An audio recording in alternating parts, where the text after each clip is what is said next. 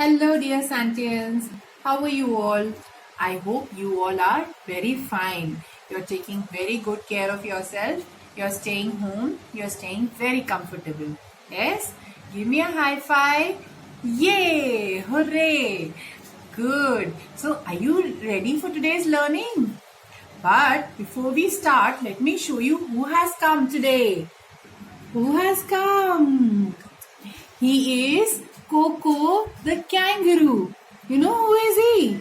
He is Coco the kangaroo. His name is Coco. Say hi to him. Hi. Hi, I'm Coco. How are you all?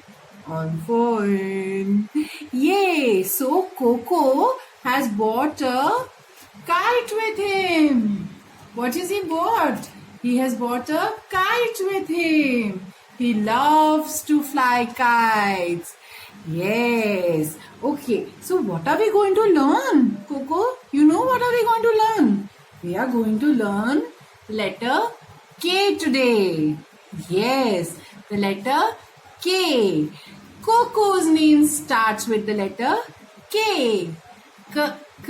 Kangaroo. Yes. Okay. Let's learn the sound of letter K. How does K say? K. K. Say with me. K.